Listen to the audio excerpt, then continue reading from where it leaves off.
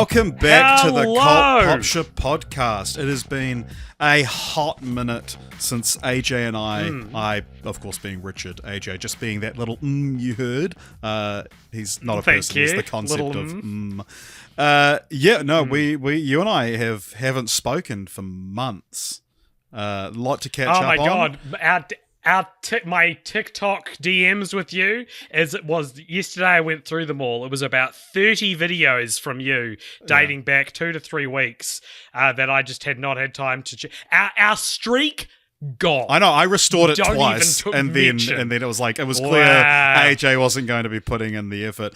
But I started to have to get very, very specific about, increase the sort of standard of TikTok that I normally send to you. But no, there was some, when you got back and you sent me something, or it was clear that you were back on TikTok, I was like, good, I'm glad. And I was like, I want to go back through the last 3 weeks of my life and see what I've sent to AJ. There is some funny shit in there. There's some good stuff. You did well. Top marks. So... For you and me, it's been a month since we've podcasted together because I, of course, went to Toronto for the Toronto International Film Festival, which was very exciting. But for the listeners, no time has passed at all because this is just the next episode after the last... Well, just the requisite 2 weeks has passed, Yeah. But if you were to look at our Instagram, it looks like both of us have been away for this entire month because we have really let the Instagram go for any of our Instagram followers. Maybe we need to stop asking people to follow us on Instagram when the last thing I think we posted there was like 3 thumbnails ago. So... Yeah. I really don't pull my weight on the Instagram, I'll admit it. Instagram's it's a big fine. AJ I've thing. given up. Yeah, no, that's good. Yeah, So, I mean, giving up's good. I also, since my life has been exciting since we last spoke as well. I'm currently in the throes of of a tryst with my first love, theatre. Wow. Yep. Ah. Yep. So we're back. What's a back on the tryst? stage. Tryst is like a romantic or sexual entanglement. Trusty. It's getting pretty trusty out there, brother. Yeah, bro. My tristicles have swelled up thrice the size. My testicles are twisted. Yes. So very, very fun times for AJ and I. What else has been going on in the world since Talk Tour, the podcast, has finally launched. Finally. Trump got a assassination attempt again. Again, even less a news item than the Mu Deng original has attempt. taken the world by storm. Yeah. The hippo that was described as being like inexplicably wet all the time, and it's like no, it's incredibly explicable that a hippo is wet all the time. Yeah. It would be like a bird controversial. taking the world by storm because it was inexplicably airborne. Yeah. I'm going to say something controversial about Mu Deng. Every baby hippo looks like that. It has taken you this long to see a baby hippo. Yeah. I was Googling that shit in like 2009. Little baby hippos, baby alpacas, adorable. Yeah. What's They're your all favorite adorable. baby They're animal? baby animals. I reckon, hippo's pretty good, to be fair. I think baby the elephants uglier also the very adult. cute. Yeah. The uglier or the more googly the adult version, I feel like baby pugs, I think, are very cute because they're all really I mean, kittens and ugly puppies little are very... monsters. I saw a mother duck and her ducklings crossing the road today, and it just warmed my heart. Like I love a mother duck and her ducklings. I love a specific set. I'm glad. Big duck guy. I am. Love ducks. Really? Yeah, no, I'm a big fan of ducks. First time I ever heard you talk about ducks. I've got a next to me where I record. I've got a like a CD tower that the side of it is covered with duck stickers and also like, do you know what a hype sticker is, AJ? Like when you buy like a CD or a vinyl and it's like plastic wrapped and the on the plastic has a sticker being like, the new album from so-and-so featuring the single, whatever, I take those stickers off and put them on there with my duck stickers. Because a lot of people are like, here's how to save the hype stickers and then put it onto the album, but it's like, the album cover should be untarnished, especially on a vinyl, when it's like, this is, because, if you get a vinyl with like a really nice album cover, you want it to be the beautiful piece of artwork. CD's a little different when you have like the jewel case and stuff, but then CD cases have been moving more in the direction of a lot of new CDs these days come in like a slipcase cardboard one.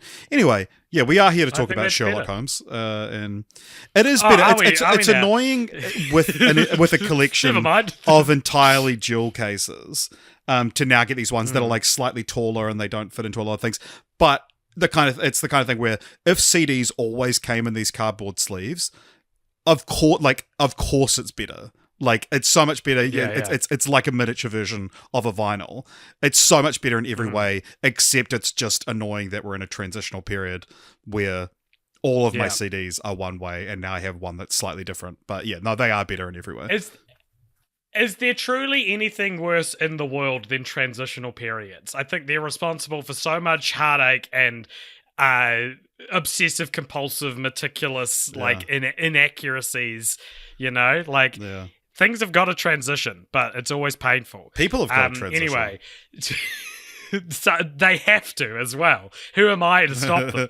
That's the future the left wants. This is of course film franchise Fortnights on the Cult Pop podcast. If you didn't realize or hadn't read the title, where we talk about a different film franchise every fortnight. This year specifically, we're only doing film franchises with 2 films in them. And considering I've just been jet setting all across North America, Richard, what better franchise to dive back in than the thickly British London-based Guy Ritchie Sherlock Holmes duology, consisting of the 2009 film Sherlock Holmes and the 2011 sequel Sherlock Holmes, A Game of Shadows. Richard, these were both directed by Guy Ritchie, and they both, you're not going to believe it, have Rotten Tomatoes scores. Do you know? Wow. We're sort of trading hosting duties for this episode, so you might have already looked up the Rotten Tomatoes score, but if you haven't, do you want to guess what they are? I think I saw, just on Plex when I was watching the second one, that it came up and said it was 60 for the second one. Is that right? Yeah, the second one is 60, correct. Which is totally a valid score for the film, I think. I would imagine the first one is a little bit higher, but I wouldn't go much further than 65. I'm going to give it to you. It's 70. Yeah. Which 70 and 60 perfectly kind of encapsulates the kind of what a peculiar duology this is, right? Because Sherlock Holmes has never really left the zeitgeist of pop culture, really, being a public domain character. So it's not like these movies came out during a drought of Sherlock Holmes, or a drought of Sherlock Holmes. So it wasn't surprising to see them. I think the most surprising thing about this version of Sherlock Holmes is that there are 2 of them. That apparently enough people involved were in fact passionate enough to create what Rotten Tomatoes ultimately statistically describes as a 10% worse sequel than the first one. It is also for Sherlock Holmes zeitgeist context as well. The BBC series with Benedict Cumberbatch that's the other sort of our modern times most commonly known adaptation came out in 2010, so right in the middle of these 2. And then Elementary, which is the ABC one, which ran concurrently with it, with Johnny Lee Miller, debuted in 2012, so the year after Game of Shadows. I'll say it, Elementary, best title of all of these. I think that's a brilliant title for a Sherlock Holmes based thing. Yeah. Yeah, so, I mean, the other big thing to kind of get out of the way is obviously we're only doing the 2 Guy Ritchie Sherlock Holmes movies. Sherlock Holmes is public domain, which means anyone can legally use them. Although there's certain... fraction... Yeah, there's certain rules. Well, you can't make him too much of an asshole or something. Or you have to make him too much of an asshole. Yeah, no, someone was sued because their Sherlock Holmes was too nice, and it was Enola Holmes, Sherlock Holmes estate, something like that. The Sherlock Holmes estate basically claimed that the version of him that isn't an old curmudgeon is still under copyright, but they did lose that lawsuit. So I've got the thing here. It was Enola Holmes, yeah. The Conan Doyle estate filed a lawsuit claiming it violated copyright by depicting Sherlock Holmes as having emotions. They argued that this aspect of the character did not fall under the public domain, as he was only described as having emotions in stories published between 1923 and 1927. And the copyright had not expired and all this stuff.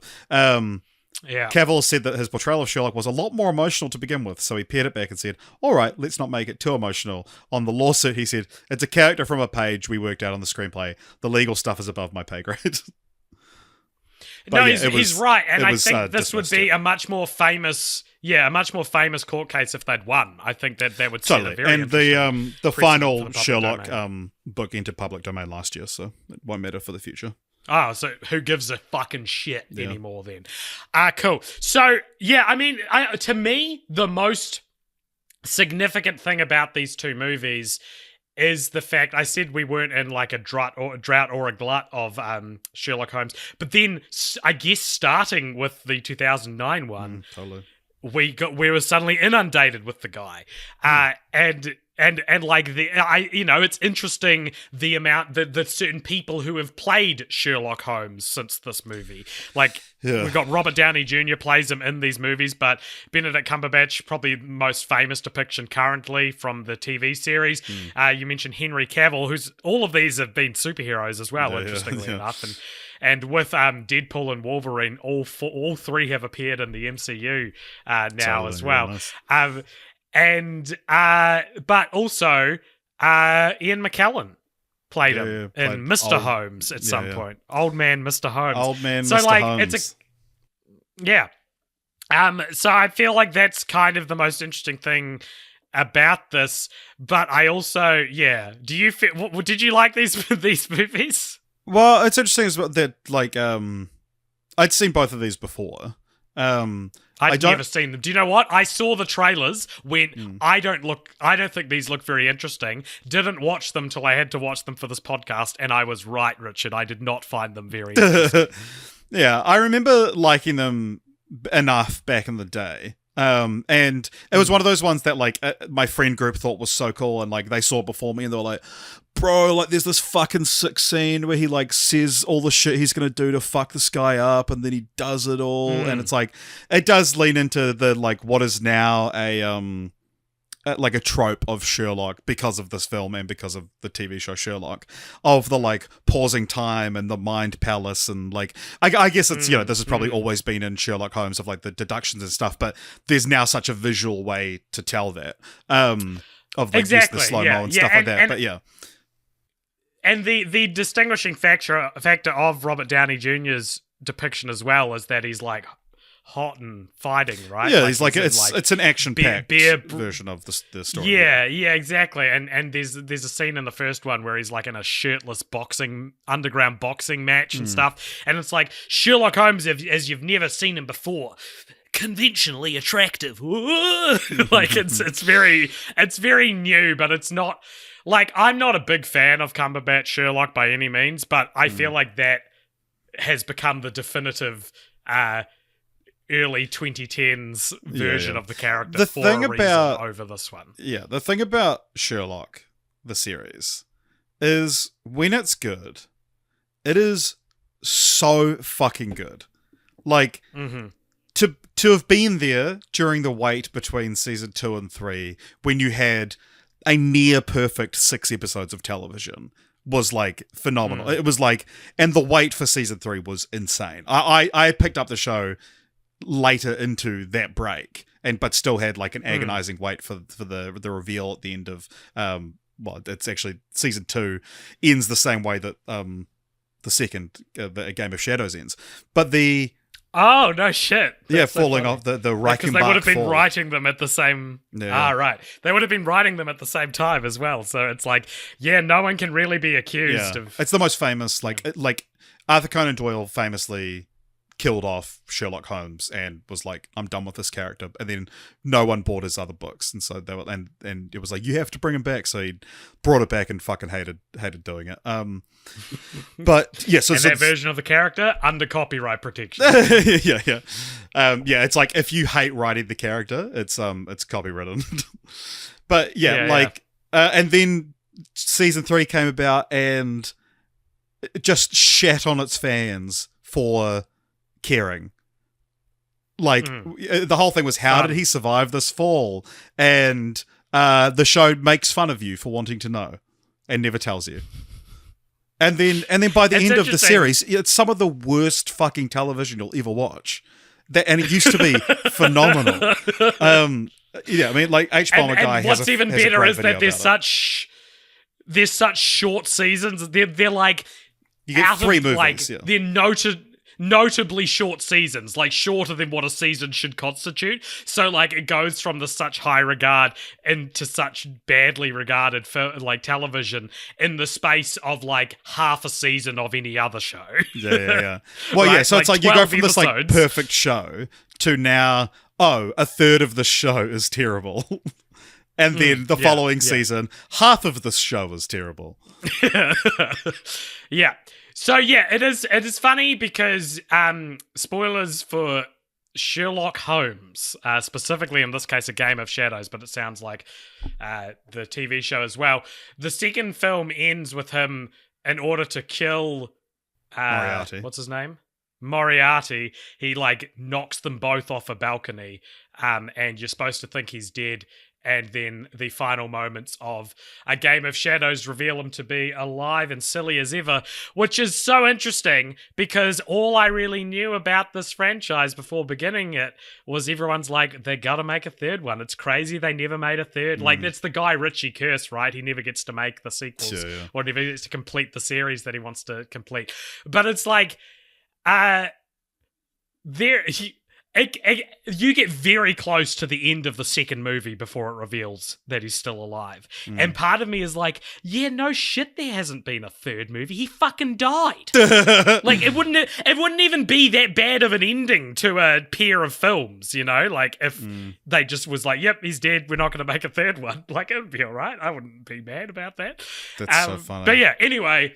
What are these movies about? And what I mean, in typical like Sherlock fashion, they're pretty convoluted plots. Like, the first one is like it's like an already established Holmes and Watson, and they're going through a bit of a... Watson played by Jude Law. Yeah.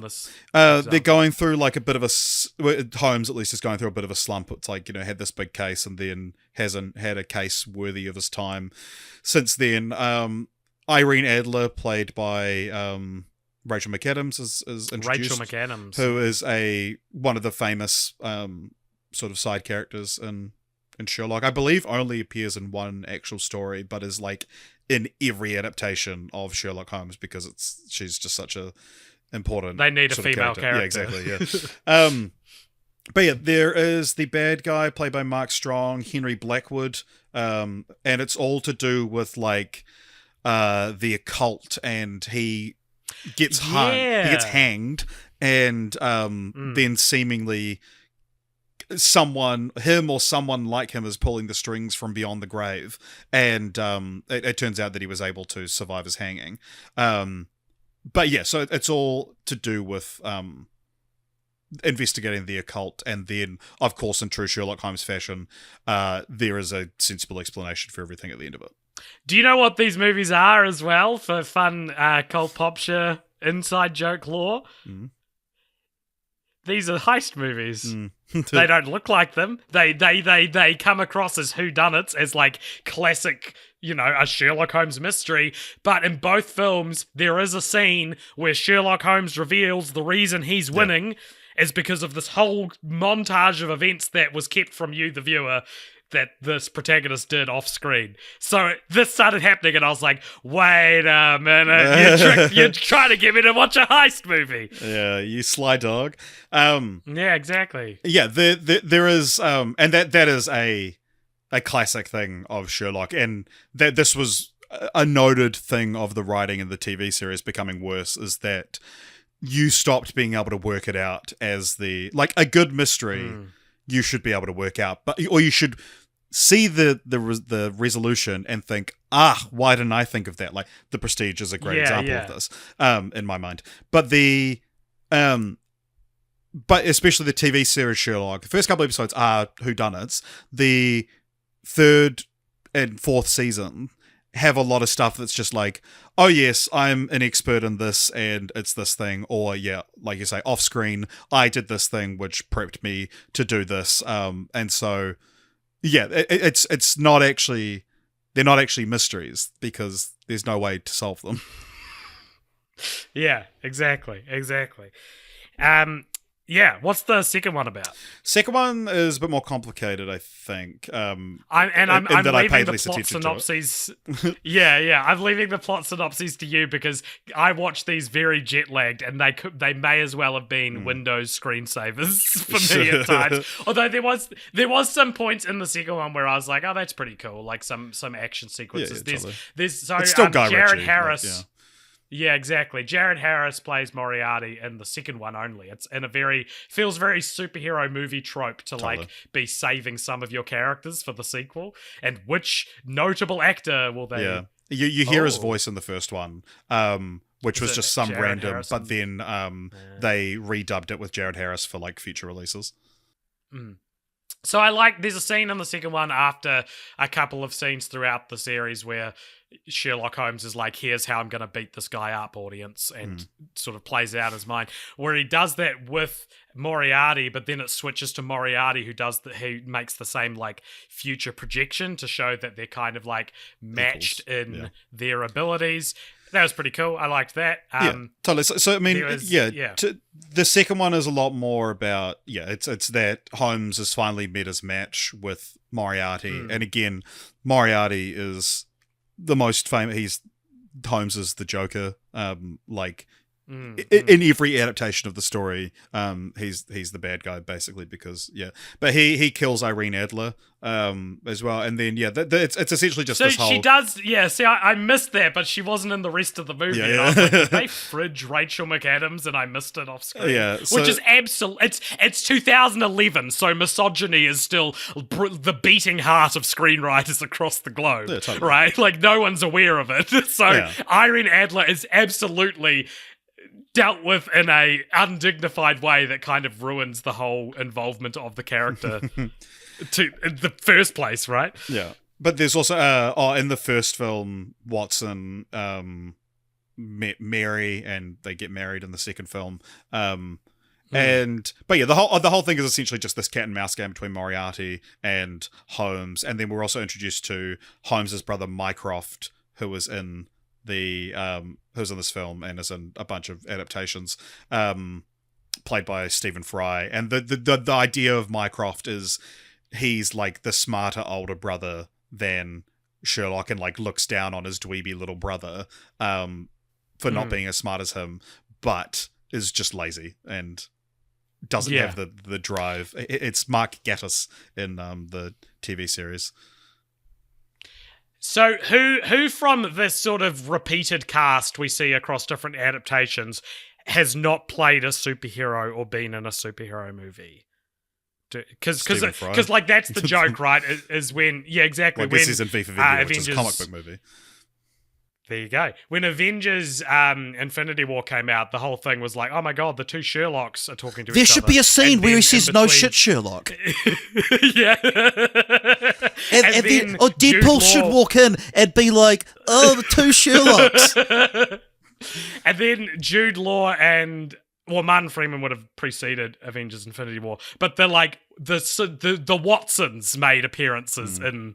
You know, the two big contemporary Watsons became MCU canon with Jude Law and Martin Freeman, right? Yeah. And then Rachel McAdams, Irene Adler she's in Doctor Strange. Yeah. So in fact, a different here we go, a different Sherlock is love interests with a different Irene Adler. Yeah, wow. That's fun. I've never thought of that. I've never noticed that. Lara Pulver does not appear to have been in in a MCU project by the look of it. There we go. And I don't think Jared Harris has as well. Fuck, Jared Harris is so good. I'd love to see Jared Harris in an MCU movie. No, I wouldn't. I wouldn't give a shit. I don't think I would give a shit about anyone being in an MCU movie anymore. Totally. He's also totally the kind of actor who you'd be like, oh, he's one of the like guys that works on the super serum. The first Avenger. I would totally believe that. So I am double checking. Stanley Tucci. Yeah. Who was not Mark Strong. I loved Jared. Yeah, he's not. Jared Harris in Chernobyl was kind of my big first introduction to him, and he's so fucking good in that. He's also real good. I watched recently in Lady in the Water. He is like an incidental part of the the supporting cast in that, and it was a bit of a different role for him. He's credited as goatee smoker. And so he's usually doesn't smoke and is clean shaven, so it's a very different role for him. No, he's like a hippie basically in this apartment complex in the movie. But yeah, also Andrew Scott played Moriarty in the TV series, and like is now kind of people. I've seen a lot of people turning on that portrayal because it is one of those sort of like. He's scary because he's gay. Well, that's the argument against it, at least. But I think he's so good and so unhinged, and just like the thing of him being like a perfect foil to Sherlock is because his mind is so chaotic. Like, there's this bit where he's like tapping on his knee, and Sherlock's like, "Oh, I've worked out because you were tapping in Morse code and you gave yourself away, blah blah blah." And he's like, "No, I was just tapping the tune to staying alive." Like. But I knew it would distract you and all this shit. But he played Ripley in the Ripley TV series, which Matt Damon played him in the movie, and then Jude Law. The Ripley. Yeah, the talented Mr. Ripley. Right. Yeah, no, Jude Law played of guy. Course. What's the guy's name? It's like something little. Mr. Ripley. No. Dickie Greenleaf. The talented. Yeah. Yeah. You were confused with Little Dicky, I believe. I was, yes. And Andrew Scott, not in the MCU. Hey, I reckon he's escaped it. I reckon he's succeeding too well in his niche now to need the MCU. Can I ask you a question, AJ? And I feel like you're going to be hesitant, but I also think that you might see this as an opportunity to prove yourself. Can you do an Andrew Scott impression? Nah, does he have an imitable voice? Oh, absolutely, I think. Isn't he just Irish? Well, yeah, can you do that? I think he's just Irish. All of us strangers, I'm going to go make out with Paul Mescal. There we go. Wow. That's what he said. Have you seen that movie? No, I haven't. Pitch perfect impression of he says that in the film, yeah. I have seen Fleabag. He's very good in that. Oh, that's the role of his career, man. He's so fucking good in that, man. Fleabag. The video of like him and Phoebe Waller-Bridge at the Eras tour, and they're like going off to the bathroom, and then Style starts playing, and he's like, and then they're both like gasp, and then run back to the like VIP tent. Yeah. I love what's that line he has in Fleabag where she calls him father, and he's like, "Fuck you calling me father," like it doesn't turn you on. And then there's this like really awkward it's so good because it just feels so awkward after he says it. It's the most I've ever related to a TV character, is saying something you think is going to be received well, but it gets received as kind of like a little bit sexual harassment, if anything else. You know, like it's clearly crossed a line. Fuck, man, there's so many fucking good lines in Fleabag. And like Fleabag season 1, perfect series. Season 2, miles better. Like, I think season 2 is so good. Yeah. It's so good. Oh my god. No spoilers, but like, God, one of the last lines of the series, "It'll pass." My god. I'd say that's a spoiler. I'm saying, but like, I'm not giving the context of it. I'm saying, if you YK. I had that spoiled for me, and it was because I saw the screenshot of that line and just figured what it would mean. Well, like in I the think context. maybe you're smart, AJ. Well, look at Sherlock over here, working out what lines out of context mean. He also plays C in Spectre, so we have seen Andrew Scott before, and, we know what the C stands for. That's right, careless. He's careless in the film. Cunty. Yeah. We need a cunty James Bond. James Bond, Sherlock Holmes. We're talking about world-famous investigators. Shooty Gatwa should play James Bond next. We've got I thought you were going to say Sherlock Holmes. We've got the cuntiest doctor at the moment, and it's fantastic. That's good. Did you hear about how he was like, he did this like video on how to pronounce his name, and he was like, it's Shooty, it's a silent N. And then his mum called him up and was like, no, it's not.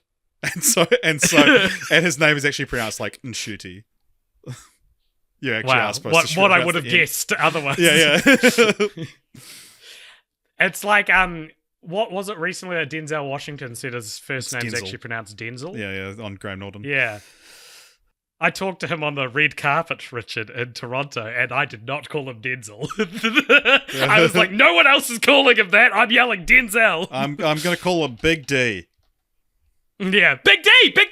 Over here! Yeah, cool. All right, do we want to talk about anything about the films?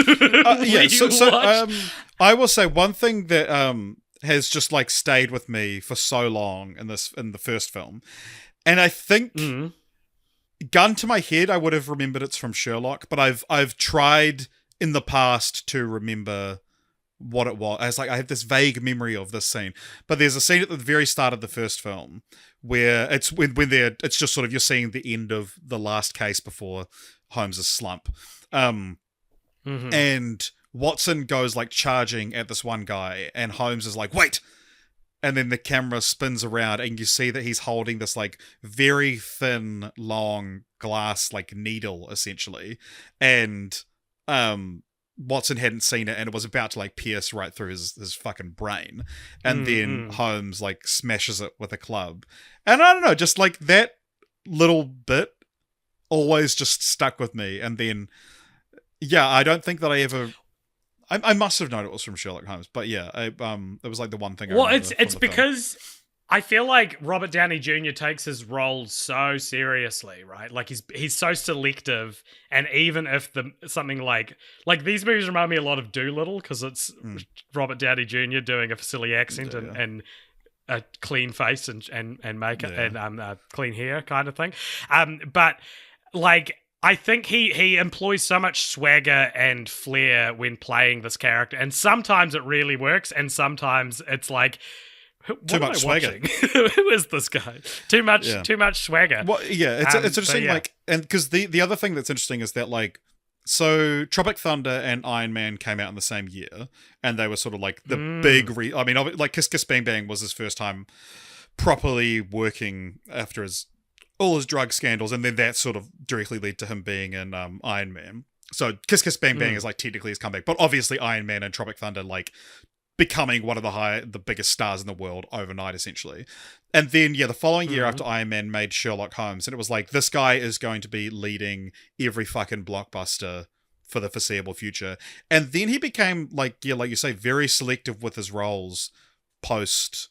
Well, like during his run in the MCU, he was in that film post The Judge. Sherlock Holmes Game of Shadows. Totally. He was in that film The Judge. He was in Due Date with Zach Galifianakis, which again, Due Date felt like it was going to be, he's branching out and doing a comedy and stuff, and which is a Todd Phillips film, isn't it? I think that, but the correct. And then like he has a cameo in Chef. He did like one other film, but then like for the better part of the 2010s into the 2020 into the early from the mid to late 2010s he just did Iron Man, and was the highest paid fucking star in the world for this whole time. So like why would you want to do anything else? And then since leaving Iron Man and now coming back as Doom, he did Dolittle, which was a passion project for him for a long time. And then I remember did you and I see it together, or we just talked about it?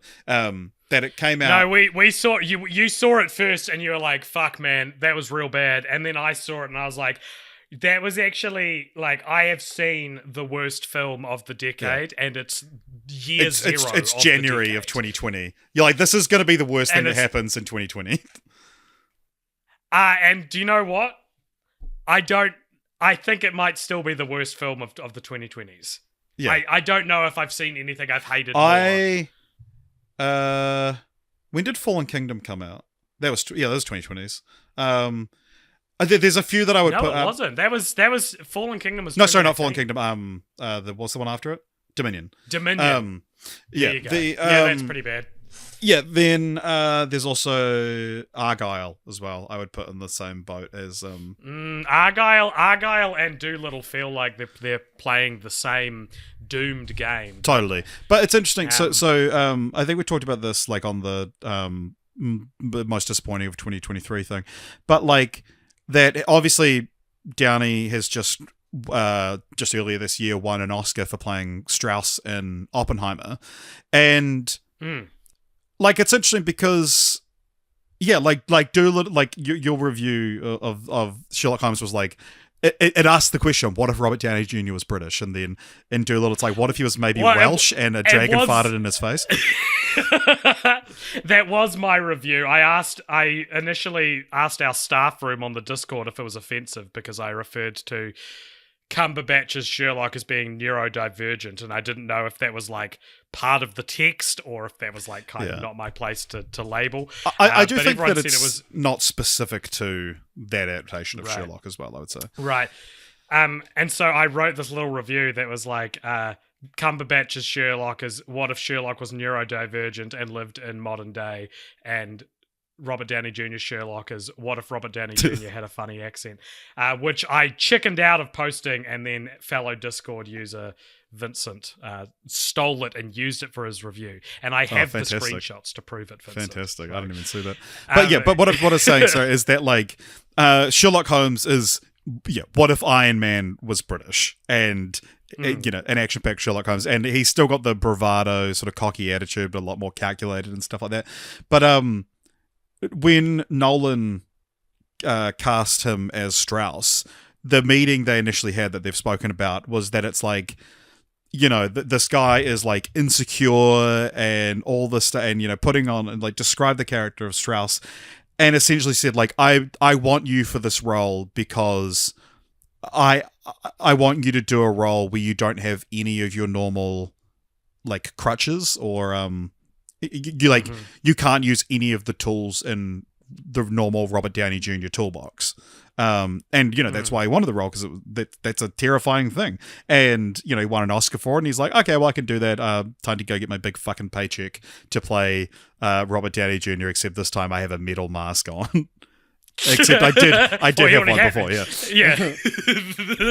Yeah, this time the mask is metal. I mean, obviously iron is a metal, but like now it's a different... I'm playing Doctor Doom! Which I'm still intrigued about. Like, I love that. I remember, like, I was at rehearsal when that news broke, and I remember going into the rehearsal literally saying, I don't think there's a single announcement that could make me excited or even really interested. Like, because there's nothing really in the comics that I'm a fan of or aware of that I would be like, oh shit, they're adapting this. That's got me excited.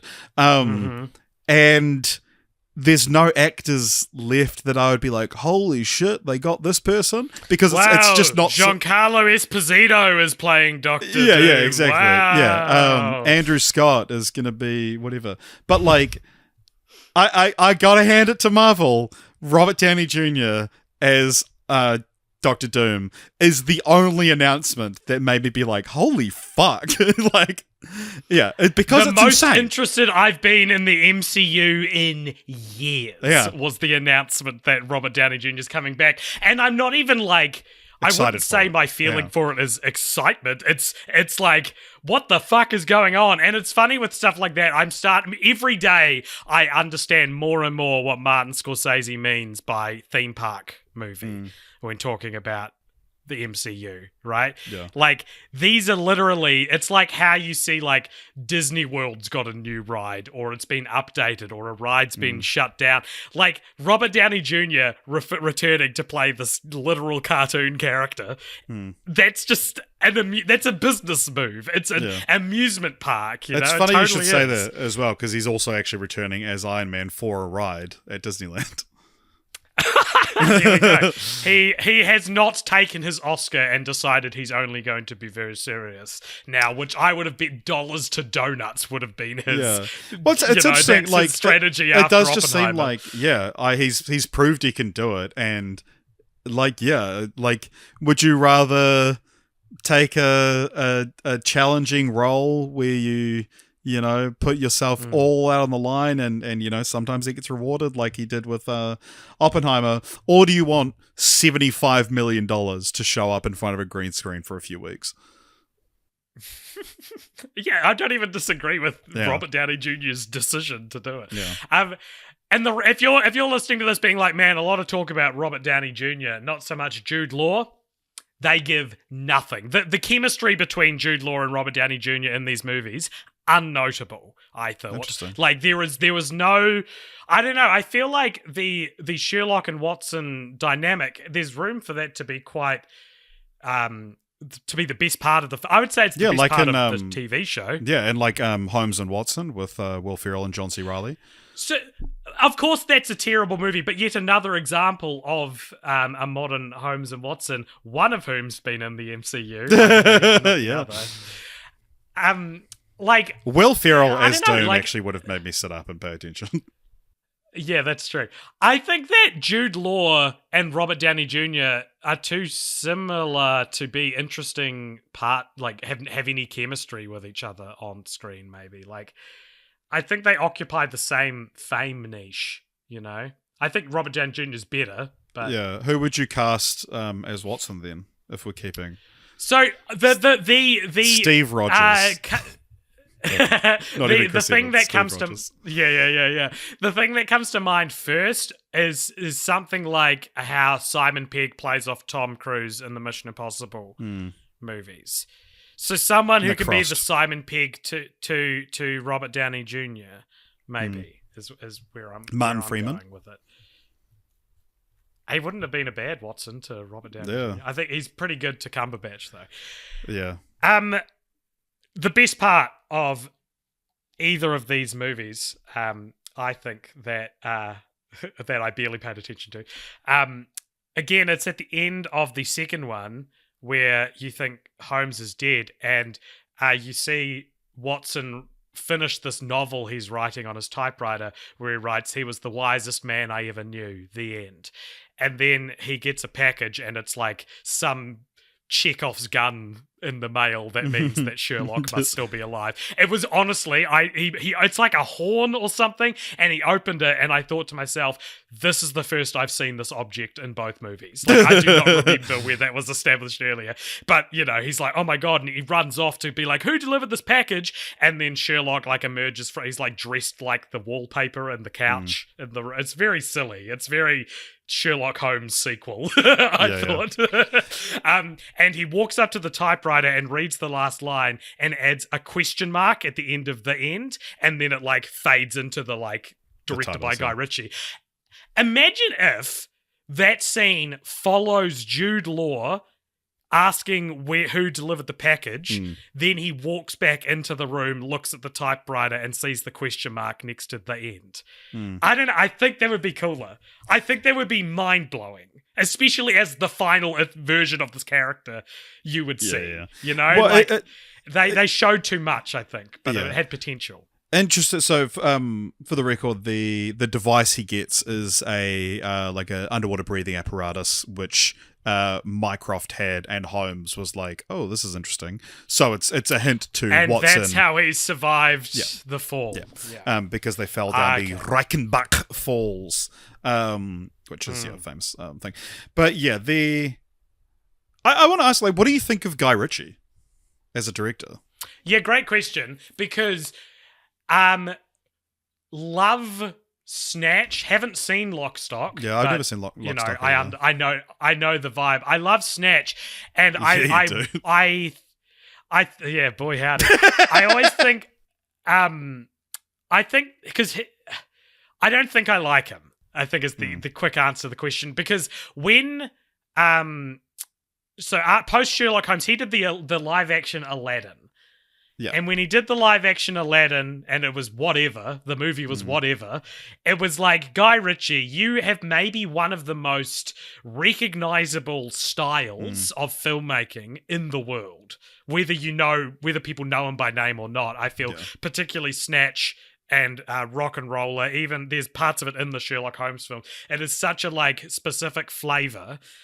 Why, Guy Ritchie, are you wasting your time? Because he's doing the live-action Hercules remake as well. And it's like, why are you wasting time with these things which don't complement your style at all? But he's not, Richard. He's also actually, every second movie is doing, a thickly Guy Ritchie movie, Operation whatever the fuck. Operation Fortune. The Gentleman. And the Ministry of Ungentlemanly Warfare.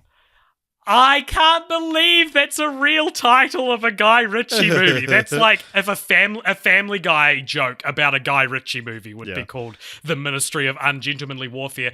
But my point is... In Guy Ritchie's defense, that is a real, battalion from World War II, and that's what they were called. Okay.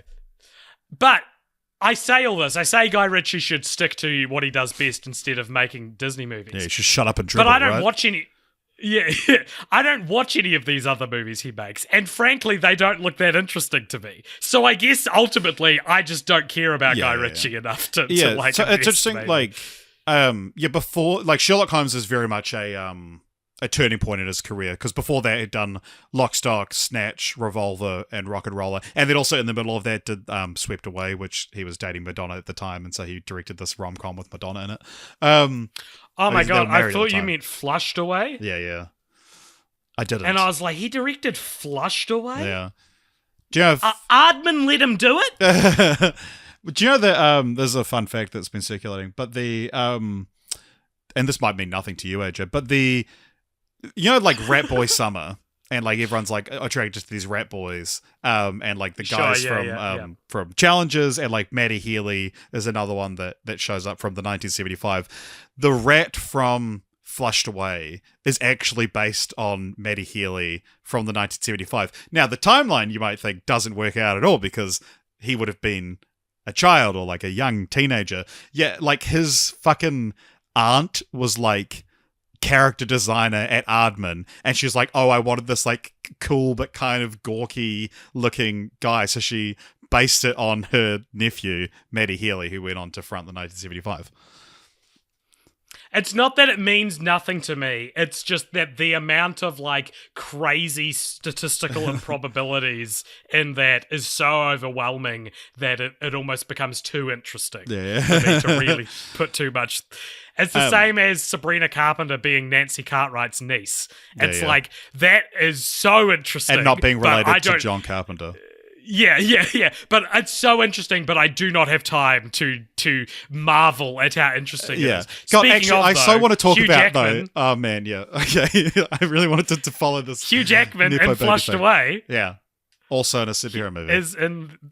Yeah, so all the Sherlocks and the rat from Flushed Away are represented in the MCU. Have you seen? Now. This has been all over my X timeline recently. There is a clip from a Gracie Abrams It's video. just the R word and weirdly earnest posts about how Donald Trump isn't that bad. Yeah, and it's been all over X recently. Haven't you guys seen also, it? a lot of you posted the other day about getting a lot of slurs on X. I get a lot of porn, every 10-15 posts will be yo, post your back shots below. Anyway, there's this clip of a Gracie Abrams music video, and a lot of people are like, The Secret of Us, one of the albums of the year. I didn't think it was a very good album. I didn't even finish listening to it, but she's going for that sort of Phoebe Bridgers kind of whisper singing sort of thing. But then you watch the video, I saw it with sound off many, many times, and she is screaming into this homecoming trophy or something like that, and it cuts between all these different locations, and she is partying out, and you listen to the song, and it's I walk down the street with you, but she's fully screaming it. And then it's also like not a very good music video. And one of the tweets was like, her dad is a director, and this is what her music videos look like. Because she's J.J. Abrams' daughter. And then one of the quote tweets was like, yeah, it's not like her dad's a good director. Like, interesting. All right. I saw that and was not able to decipher who her dad director was. Yeah. And so, as usual, when you don't understand a piece of information or news on the internet, you check with me. Give up because who gives a shit? But yeah, I should have. Yeah, just if that pops up on your timeline again, just watch it with the sound on and just marvel at like the incongruity of the music and the visuals. It's weird as fuck. Interesting. But anyway, on Guy Ritchie's career, so Sherlock Holmes was kind of, like I said, like a turning point. Like before that, those like quintessentially British films like Rock and Roller, Lock, Stock, Snatch.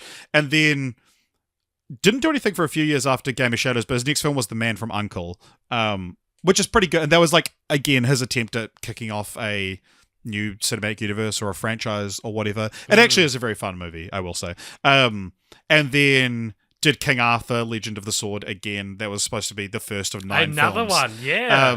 And then, did Aladdin, which made $1 billion, like did very well for him. Disney obviously enjoyed working with him. He enjoyed working with them enough that, he was going to do an Aladdin sequel, maybe doing the Hercules thing, but all these are like not officially on his Wikipedia page because there's still not, I don't think, contracts were signed. But then went back to The Gentleman, Wrath of Man, Operation Fortune, Ministry of Ungentlemanly Warfare, The Covenant as well, or Guy Ritchie's The Covenant, it's called. I haven't even heard of Wrath of Man. I just know the poster is like, it's Jason Statham and he's like cracking his knuckles and it's like cut off so you don't see his eyes. But it was like, there was a couple of years ChatGPT, generate me a Guy Ritchie movie poster. There's a few years where they just, and like I saw Operation Fortune and it is a lot of fun. And I've heard good things about The Gentleman. There's a TV series of it now as well. But he's got a film called In the Grey series of Snatch as well coming out. Rupert Grint is in the Snatch TV show. Wow, it's like what Rupert Grint's doing right now. Yeah. Oh, also, this, if we're ready, I guess, to move on to continue the franchise, Amazon is currently filming. Well, Guy Ritchie's directing a TV series for Amazon called Young Sherlock. I just did a shocked face for the camera. So continue the franchise, Richard. Is this the Sherlock? Is this Guy Ritchie's Young Sherlock, or is it just he happens to be doing another Sherlock thing? Yeah, who knows? Guy Ritchie is. You don't have the answer in front of you. No, I'm going. I don't know about. To be fair, I don't know about the young one.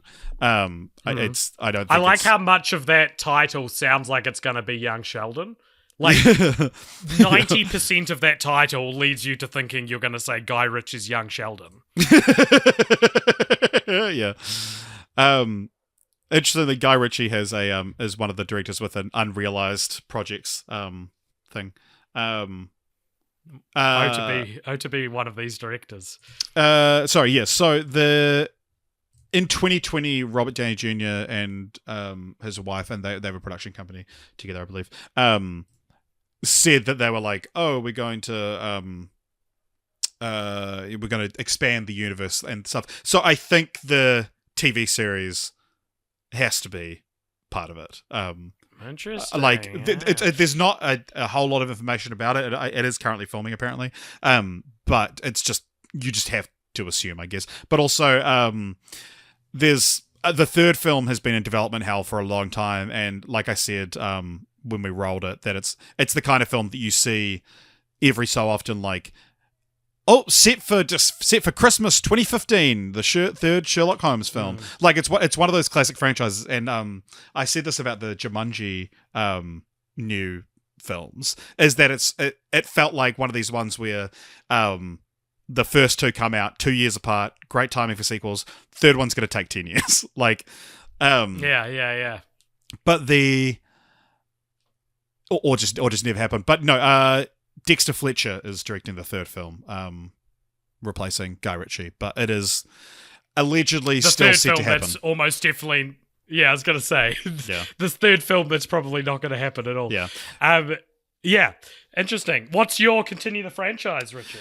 Well, it's interesting. Like, I I love the idea that, like, taking place in real time, and so you mentioned that it's revealed that Holmes is still alive at the end of the third film, and like, we could just pick up on their next adventure, but like, yeah, let's give them the fucking 13-year time gap before Watson realizes that he's been alive this whole time. Like, that's the main thing that I think, because also, like, as like the diehard fans of the Sherlock Holmes Guy Ritchie films would want to see, it's like, yeah, you want to see that reunion, like, and this was in the TV series as well. Like, they did the whole thing with him faking his death, and then he like puts on a fake mustache and pretends to and like acts as a waiter to Watson, and then Watson's like, Sherlock, what in the ever-loving fuck are you doing here? And he's like, got you. Nice. I love it. And he's like, I've actually been 100 waiters for you in the past 13 years. Yeah, this is just the first one you've actually spoken to. Yeah. Nice. I mean, I gotta go something like Sherlock Holmes in the Domain of Public or something like that, right? Where all of these various Sherlock Holmes characters get together and hang out, because you can just into the Sherlock verse, etc., like there are countless iterations of this character and multiple versions of them played by A-list actors. What happens when Robert Downey Jr.'s Sherlock meets Cumberbatch's Sherlock in some kind of alternate reality? Yeah, and then they meet, shows up and he's like... and they meet Henry Cavill and they're like, what's with this guy and his emotions? Yeah. And then they meet Will Ferrell, and Will Ferrell has to like somehow remind the audience that he was in a Sherlock Holmes movie that we've all forgotten about as well. Have you seen Holmes and Watson? No, have you? I saw like maybe 10 minutes of it. I think it was on TV in a hotel room I was staying in. Pretty bad. Great. What a great review of a film. Maybe saw 10 minutes of it in a hotel. All right, I guess it's time to rank that franchise, isn't it? Hell yeah, brother. Do you want to rank it, or do you want me I to? reckon pretty fucking middle of the line, right? Like like above the speed constant, but not like anything to write home about. I feel like not the most energy-filled experience to be our first podcast back after my big journey. It was Sherlock Holmes. Okay. But no, I think I like them slightly more than I thought I would, but not enough to like be that concerned. Yeah, with they're so give me another. They're good enough films. Yeah. Where do you think it should go? I'm sorry, I'm just still in the process of grabbing the list. So, all right. And now I have to click and drag this thing all the way up 100 or so places to the middle of the line. So, all right, where is the speed constants? What right. if in Sherlock verse? Yeah. What if the ultimate goal of any dimensional version of Sherlock is to learn how to understand and exhibit emotions, and when you do that, you as a Sherlock cease to any longer be in the public domain. Because now you have emotions. So that's the goal of every Sherlock, is to like find themselves to go so to the like it's domain. it's the Sherlock version of the Heaviside Layer. What I watched the I know you did. stage cat, the stage musical of Cats the other day. Exactly. Yeah. Way better than the 2019 movie, by the way. Well, the whole thing about Cats is like that it's terrible, but you go for the staging and the choreography. But it's also like so I watched it because my partner wanted to put it in their 4 favorites on Letterboxd. And I was like, that's such an interesting pick for a 4 favorites, you know. So we watched it, and here's what I really liked about it, is that I feel like this is kind of what it would be like if you could understand, not necessarily cats, but like an entire animal species that has had a whole history of culture that we are just unable to understand. Like, it would be something like this, where they'd all call themselves this, and they'd all say this, and they'd all believe this, you know? Like, they wouldn't understand the term cat. They'd be like, we're jellicles. Like, we're jellicle cat. Yeah, I like that nowhere is jellicle really clarified as a term. What that actually refers to, and what the difference is between like a regular cat and a jellicle cat. But it's like, I don't know. It's interesting. It's like watching world building. Well, also the songs are so much better in the like they're all chopped up and fucked up. Like there's a couple of ones that translate well into the film. One of which being Skimbleshanks the Railway Cat. But yeah, Tom Hooper doesn't understand why musicals work and how to do them. But yeah, Gus the Theatre Cat was a great one live because it's so bad in the film. It's just Ian McKellen kind of mumbling, and and at the end when you find out that a cat is not a dog was the whole moral of the story. There's a song in the stage show that I didn't remember being in the film where they discussed the war of dogs, like why there are no dogs around, and it's because there was this like, and all the cats start dressing up like dogs. It's very confusing, and they talk about how this big battle between dogs happened, and that's why no dogs are bothering them or something like that. It's just so interesting. It's like it's watching world building that is so not desperate to explain itself in this case. And you're like, well, fuck, I might put it in my 4 favorites then. yeah. I looked at my 4 favorites today and laughed. It's funny. My 4 favorites are good. I've got It's Such a Beautiful Day, Big Fish, Puss in Boots, The Last Wish, and Mrs. Harris Goes to Paris. That is a good one. I'm trying to endeavor to only ever have like quite unique films in my 4 faves, because who cares if I like Back to the Future? You know? Who cares if I also like The Dark Knight? I've got my 4th slot at the moment. It has got How to Have Sex in it, but I was thinking of changing it to Story from North America, that stop motion, the animated YouTube video I must have shown you 100 times by the woman who did the I Am Groot series. Yeah. Which one is that? I was like, this should be...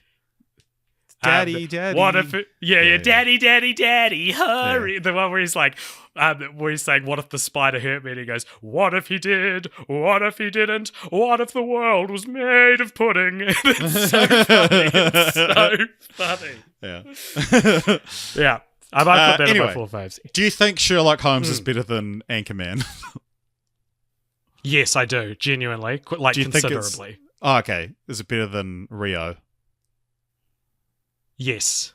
Okay, is it better than National Lampoon's Vacation? What do you think? I think probably. Is it better than Rob Zombie's Halloween? Fuck, that's pretty high, eh? I would say this is better than Rob Zombie's 2 Halloween movies. Okay, is it better than the 2 Frozen movies? No, I don't think so. Okay, is it better than Airplane? Yeah. Okay, cool. It goes 82 between Frozen and Airplane. Yeah, we did it, everyone. Now, also interestingly, I don't know if we've got any 2 film ones, but would this be a Gold Star franchise? Absolutely. This is absolutely a lot of our duologies have Gold Stars. But have we been denoting them with a Gold Star or no? I don't think we have. Maybe not. But yeah, although we've got Kill Bill has one, but that predates 2 franchise. Yeah. Oh no, we gave Blade Runner one. There you go. Yeah. Okay, I will add a Gold Star to. These are as good as each other, and if anyone's going to say, well, one's 70% and one's 60%, I'd be like, yep, that's about the same, isn't it? yeah, totally. All right, what's left to do then, AJ? We have got to draw out. Is it a Patreon vote? It is a Patreon vote. I can pull it up for us. So there's been a campaign that I honestly should have been paying more attention to, because we've never had such fanfare happening over in the Cole Popture corner. And oh, what a time for our Instagram to be the most is when another Instagram has been made under us to try and campaign for the Agent Cody Banks duology to win the vote from one Skippy McDonald or whatever his name is. Skippy Williamson. Discord. Skippy Williamson. Who's Skippy McDonald? I don't know. Is that just a real person that I've outed? That you've doxed? Yeah, so Yeah. I'm hoping that it's one. I think that'll be a fun one to visit. Agent Cody Banks. We're going back. We could be going back to the destination London. Yeah. So it was really between Whisper of the Heart and The Cat Returns, which is a Studio Ghibli duology, and the way they're connected is quite interesting. But that did end up falling second place to Agent Cody Banks. Skippy Williamson, congratulations, after years of campaigning. Like, the Vote Agent Cody Banks Instagram page, which commented on every fucking single one of our posts, and I got just notifications for hours from this account, has existed longer than this year. That account was not created for this vote. The account predates that. But yes, we will finally be covering Agent Cody Banks and Agent Cody Banks Destination London. Back to London for yet another Destination London could just be a type of sequel, I think, at this point. Yeah, totally. I think we've seen so many Destination London films. Yeah. Agent Cody Banks, A Game of Shadows. Thank you. Thank you for listening to this episode, everybody. I hope you enjoyed it. Let us know in the Discord or on our dead Instagram what you thought of these movies. And stay tuned for the post-credit scene coming at you after this music ends. Richard, this is the end of the podcast. Wow, nice.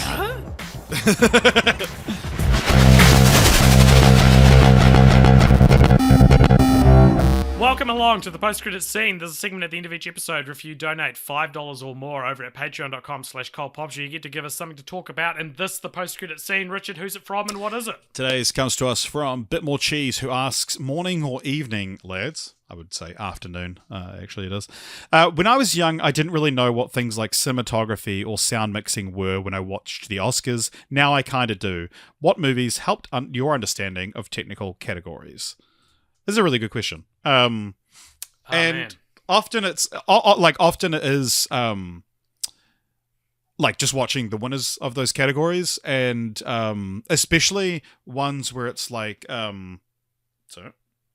especially ones where you are it's one of its very few nominations. Like, if a film is nominated for editing and not much else, you can probably watch it as a commoner and see why it has good editing. But like with sound mixing and sound editing, which are two different things, but now they're just one category. But Bit More Cheese specifically brought up sound mixing. It's often like war or like action films, because you have to like remember that most of the sound of those things isn't captured on set, and it's like this whole thing to build this giant world. Like, you think about, especially talk about the MCU, but like, they go to a different planet, and it's like, what does a different planet sound like? That's something you have to completely build from scratch. But yeah, in terms of films that really gave me like an appreciation of things like that, I would say like Whiplash is one for editing.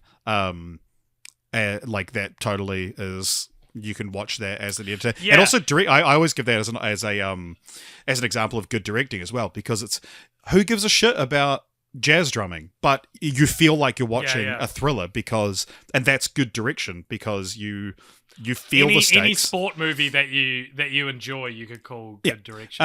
Cinematography, I mean, anything Roger Deakins as well, and just like how he uses especially how he uses what do you call it, like natural light, or like diegetic light, diegetic, that you can always see the light sources, or like tell where the light sources are in his shots, which is something that's like, you watch the Minecraft trailer, that's an example of bad cinematography, because you have two characters facing each other and the sun is behind both of them, because that's a nice way to light someone. You get this little glow around them, their faces in shadows, so you don't get any harsh shadows. But yeah, it just looks like you can sit down and analyze anything. But I mean, yeah, a good place to start would be the winners of these categories, especially because it's the only nomination, or one of the few nominations it has, it's telling you this is the best thing about this film. Yep, I would say that, especially with editing, the most if you want to know what good editing looks like, you kind of got to be an editor, because there's an old adage that is like, good editing is unnoticeable, like good editing is invisible, and the controversy of something like Bohemian Rhapsody winning editing, it was such a big deal because it was such noticeable editing, and people thought it was such a dick rip to give that movie that like such a clumsily edited movie best editing. Though I have heard the reason it won is because the director dropped out, and so the editor basically made the film. Well, and also the whole thing about like editing the Live Aid footage and stuff like that. Like it won for Live Aid, but yeah, there's yeah. But I would say that the truth is actually that editing, much like cinematography or really any discipline to make a film, it's catering to whatever type of film it is, because Everything Everywhere All at Once won Best Editing as well, and that is such a obviously edited movie. It's probably the main thing about it. It's probably the most noticeable technical aspect about it. But that is a film which requires the craziest editing you've ever seen, right?